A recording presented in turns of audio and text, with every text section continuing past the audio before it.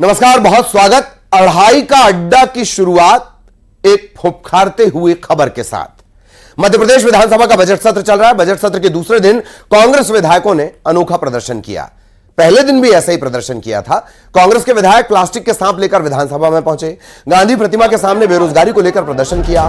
कांग्रेसियों ने कहा कि बीजेपी सरकार नौकरियों पर सांप की तरह कुंडली मारकर बैठी है, युवा परेशान है। कांग्रेस के प्रदर्शन पर बीजेपी ने निशाना साधा। कहा कांग्रेस में खुद कई आस्तीन के सांप हैं जो एक दूसरे को डस रहे हैं।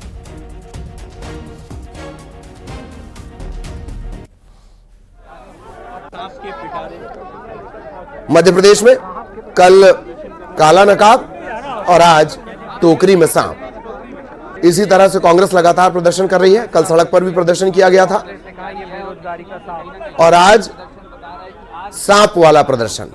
ये बेरोजगारी वाला सांप है जो बेरोजगारों को डस रहा है। सांप के सहारे सियासी हमला, प्रदर्शन अनोखा। बीजेपी कह रही है ये धोखा।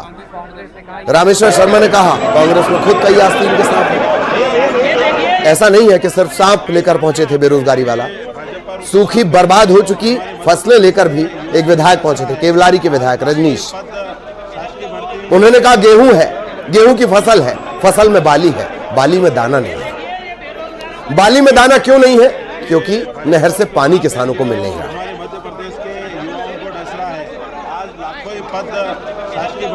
युवाओं को एक सांप की तरह ये भारतीय जनता पार्टी डस रही है।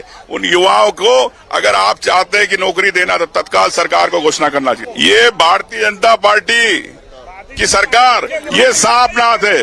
ये सांप कांग्रेस सांप पकड़ने का प्रशिक्षण ले रही है, क्योंकि कांग्रेस में इतने आस्तीनों के सांप हो गए हैं।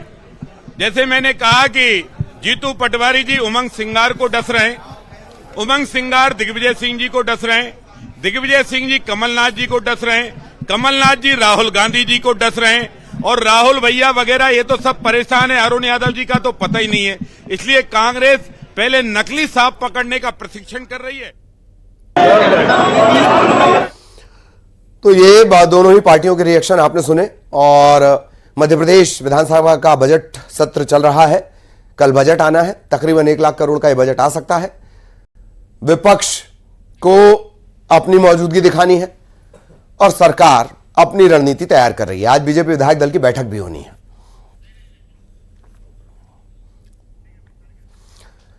बेहद खास मेहमान हमारे साथ जुड़े हुए हैं, उनसे परिचय करवा देते हैं। अजय धवले साहब, बहुत स्वागत। बीजेपी से हमारे साथ जुड़े हुए हैं। जितेंद्र मिश्रा कांग्रेस की तरफ से हमारे साथ जुड़े हुए हैं। मिश्रा साहब का भी स्वागत। सरवन नगेले, आप वरिष्ठ पत्रकार हैं। सरवन सर का भी बहुत बहुत स्वागत। बात प्रदर्शन की करेंगे। सबसे पहले जितेंद्र मिश्रा साहब, आपके पास में आना चाहूंगा। सवाल ये उठ रहा है कि क्या वाकई सरकार को टेंशन में ला पाएंगे या कांग्रेस सिर्फ अटेंशन पाने के लिए ये कर रही है? जी जितेंद्र जी। नहीं ललित जी, लगातार आप ये देख रहे हैं कि मध्य प्रदेश की सरकार झूठे वादे कर रही है। धरातल पर कहीं कोई योजना नहीं दिख रही है। उसको लेकर के आप ये बताइए, आज किसान मध्य प्रदेश में परेशान है, आज गरीब मजदूर परेशान है। लगातार झूठे वादे किए गए, उनको पूरा कराने की दिशा में हमें मौका मिलता है विधानसभा के सत्र में। हम लगातार इस बात की मांग कर रहे हैं कि आप तो इस वादे को लेकर के आए थे कि बहुत हुई महंगाई की मार, और अब की बार बीजेपी सरकार, अब आप जवाब दीजिए कि मध्य प्रदेश में महंगाई कम क्यों नहीं हो रही है? ठीक, आपने कहा था बहुत हुई भ्रष्टाचार की मार, और अब की बार बीजेपी सरकार, आपके एक कर्मचारी के छापा डालो, 52 किलो सोना निकल रहा है, 2.5 क्विंटल चांदी निकल रही है, करोड़ों रुपया निकल रहा है। अगर किसी मंत्री के छापा डाल दिया जाएगा तो कितना भ्रष्टाचार सामने आ जाएगा। इस वादे के साथ सरकार में आए थे। आपने रोजगार की बात की थी। जितेंद्र जी अब जवाब ले लेते हैं। अजय धवले जी जवाब प्लीज। देखिए ललित जी, मध्य प्रदेश की जो अप्रासंगिक हो चुकी कांग्रेस है उसको एन केन प्रकारेण अपनी प्रासंगिकता बनाए रखना है। अपने जो वर्तमान प्रदेश कांग्रेस के अध्यक्ष है जीतू पटवारी जी, क्योंकि मध्य प्रदेश कांग्रेस के इतिहास में सर्वाधिक असफल अध्यक्ष है, जिनके नेतृत्व में 4.5 लाख से अधिक कांग्रेस के कार्यकर्ता पलायन कर चुके हैं। मध्य प्रदेश में पहली बार कांग्रेस 29 की 29 लोकसभा सीटें आ रही है। प्रेरणा मिली उन्हें। नहीं, यही अध्यक्ष है जीतू पटवारी जी, ललित जी, कि जिसको कहेंगे कि नकारापन की वजह से आज कांग्रेस की यह स्थिति है कि वास्तविक मध्य प्रदेश का विधानसभा का सत्र चल रहा है, महामहिम राज्यपाल के अभिभाषण पर जहां चर्चा हो रही थी, कांग्रेस के माननीय विधायक गणों को चर्चा में भाग लेकर मध्य प्रदेश का जो कल आने वाला बजट है उसके लेकर उनकी क्या अपेक्षा है, मध्य प्रदेश के भविष्य के लिए उनकी क्या सोच है, इन सभी विषयों को रखना था। लेकिन हमने देखा कि नकारा विपक्ष सड़क पे भी हंगामा करता है, सदन में भी हंगामा करता है, और आज इसी वजह की इनकी पार्टी की भी हंगामे की स्थिति हो गई है। कल हमने देखा कि किस प्रकार से कांग्रेस का प्रदर्शन था, हर किसी को कैमरा के फुटेज में आना था, वो धड़ा से वो स्टेज गिर गया।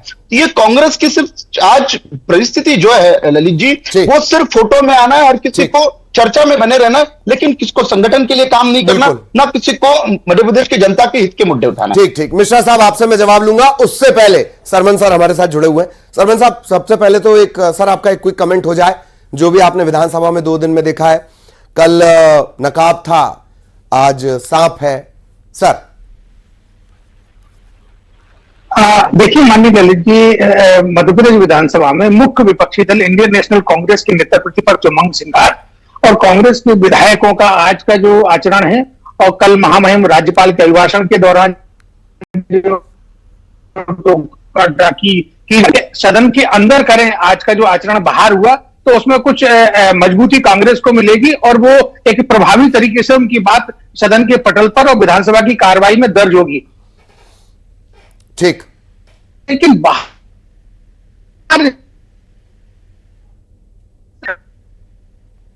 तक बात पहुंच जाती, लेकिन विधानसभा की कार्रवाई में वो नहीं आती। मैं एक संदर्भ आपको दूंगा माननीय ललित जी, कि जब उप नेता प्रतिपक्ष अभी मध्य प्रदेश विधानसभा में हेमंत,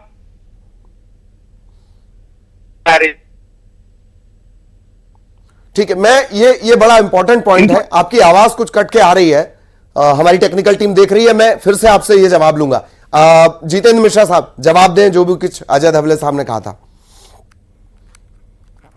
देखिए ललित जी, सवाल इस बात का उठता है कि आज मध्य प्रदेश में लाखों पद खाली पड़े हैं, उनकी भर्ती के लिए सरकार का प्रयास कब होगा, यही सवाल तो हम पूछ रहे हैं कि आप ये बताइए कि मध्य प्रदेश में भर्ती क्यों नहीं हो रही है।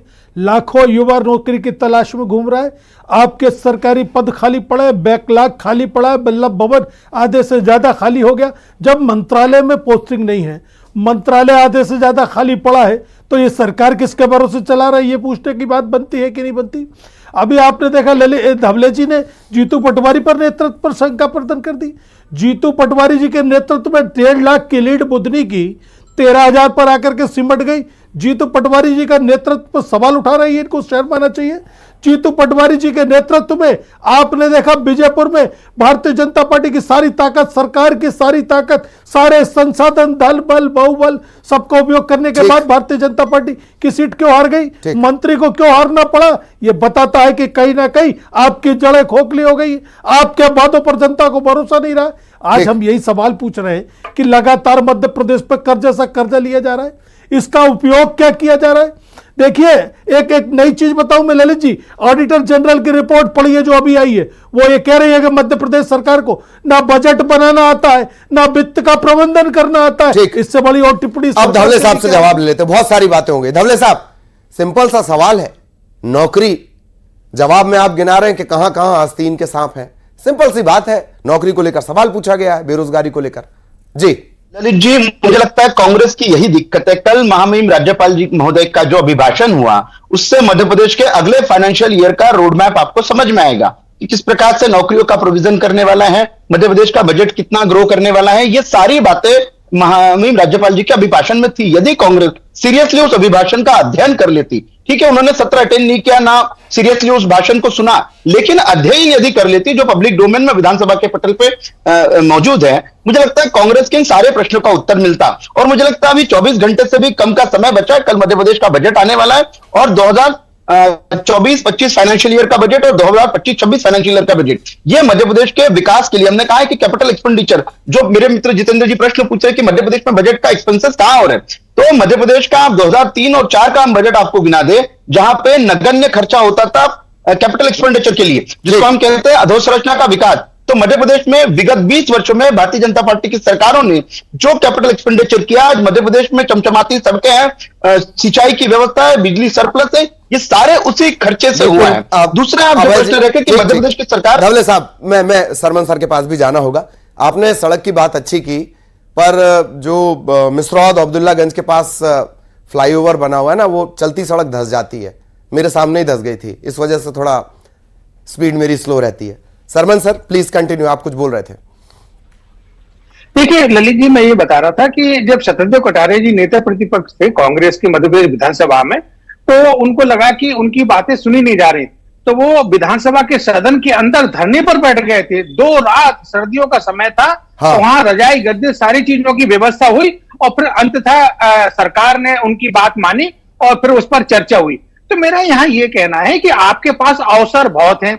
अभी आपका बजट आ रहा है, बजट के दौरान आप एक एक विभागवार जब अनुपूरक अनुदानों की मांगे पारित होंगी, उन पर आप सरकार को घेरिए। आपके पास अभी स्थगन प्रस्ताव का आपके पास अभी विषय छूटा हुआ है, आपके पास ध्यानाकर्षण है। अभी एक मैं आपको टोकना चाह रहा था सर, एक बड़ा मसला रहा, एक मंत्री भिखारी कह दे और माफी तक ना मांगे, वो अपनी बात पर अड़ा रहे। क्या लगता है कि कांग्रेस सही से इसे प्ले कर पाई इस मुद्दे को? सरमन सर, ये आपका बिल्कुल सही तर्क है, बात है कि कांग्रेस ने अभी तक सदन के अंदर, देखिए सदन के अंदर कोई चीज करेंगे तो वो रिकॉर्ड पर आती है, उसका महत्व होता है। और विधानसभा के बाहर कांग्रेस जो कर रही है वो ठीक है, अपनी राजनीति के लिए कर रही, लेकिन जब उनके विभागों की बजट मांगे पारित होंगे, अनुदानों की मांगे, तो उस दौरान कांग्रेस पार्टी कुछ अपना एक अलग तरीके का कुछ एक ऐसा काम करे जिससे कि जो माननीय प्रहलाद पटेल जी ने जो कहा है उसकी वो माफी मांगे या उस बयान को वापस ले।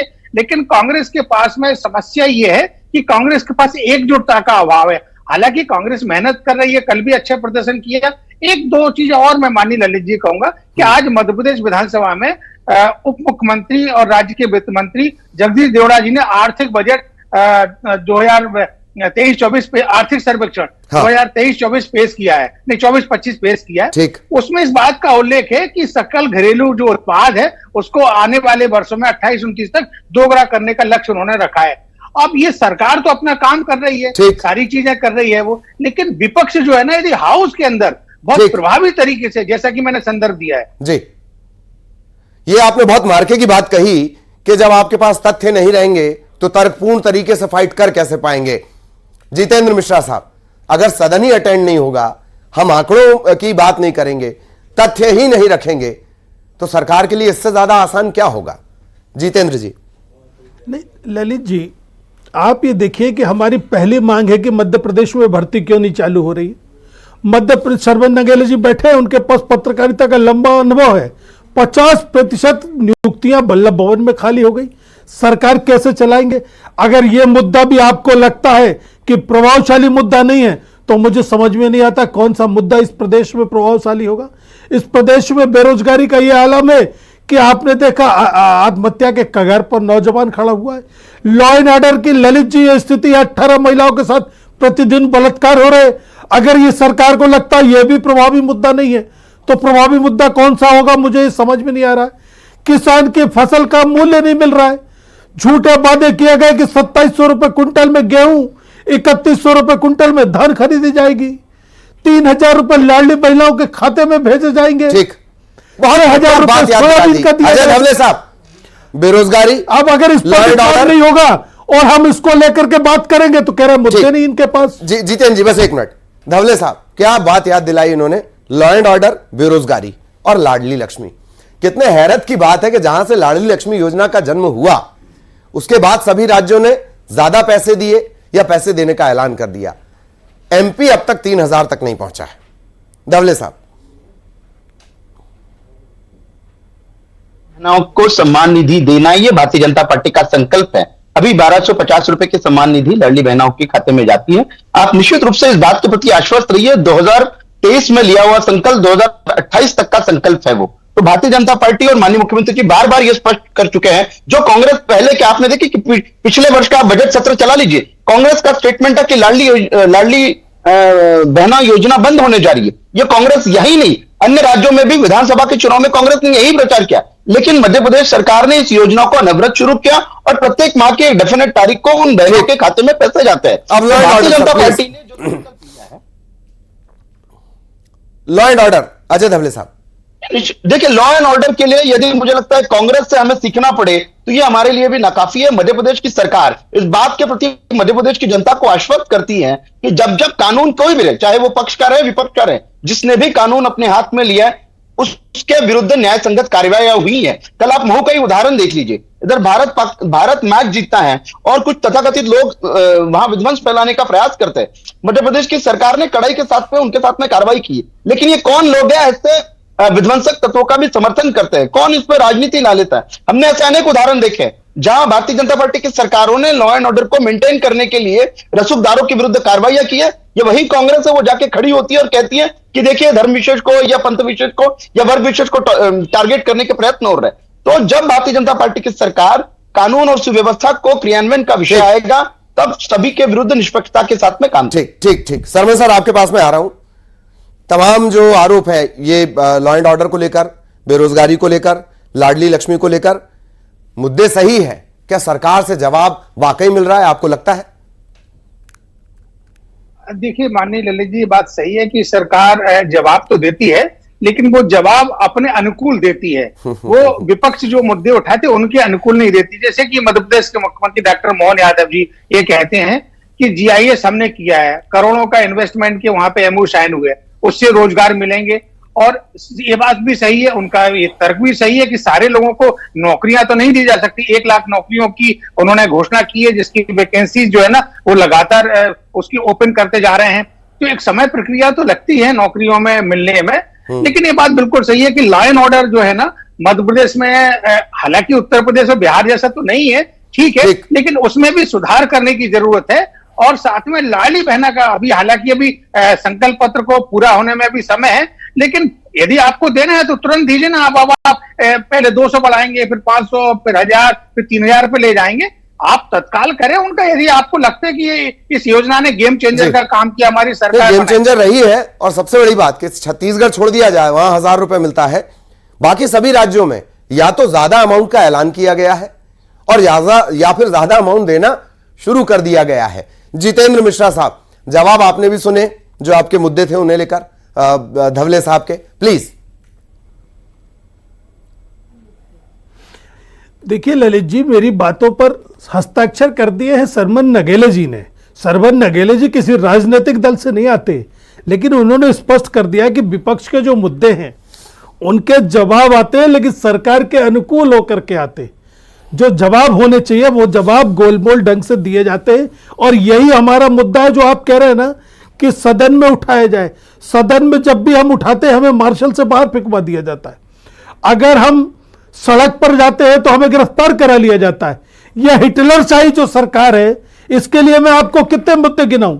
अब एक बड़ा बढ़िया मामला आप देखेंगे, ऑडिटर जनरल की जो रिपोर्ट बता रही है कि 40% राशि बजट की, पिछले बजट की खर्च नहीं की गई। इन्होंने 31 मार्च को उसको सरेंडर किया है। जो केंद्र की योजना है, जो केंद्र के बजट से चलती है, उसका 50% अंशदान भी हमें नहीं मिला। चलिए अब आप धवले साहब से जवाब देना होगा, बहुत देर से वो बैठे हुए हैं, तैयार हो गए वो भी। धवले साहब जवाब दीजिए। जी, मुझे लगता है इकोनॉमी की समझ कांग्रेस की, राहुल गांधी की जैसी इकोनॉमी की समझ है वैसी ही कांग्रेस और कांग्रेस के नेताओं की हो चुकी है।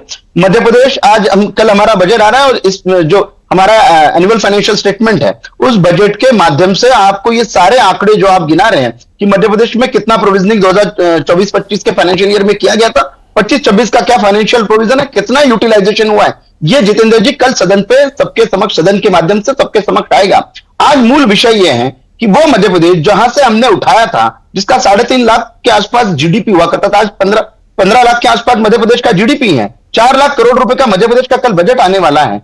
आप ये मान के चलिए कि जहां 2003-4 में हमने सरकार उठाई थी, एक विभाग का जितना बजट हुआ, जितेंद्र जी जवाब मिला, मध्य प्रदेश का जितेंद्र जी जवाब मिला।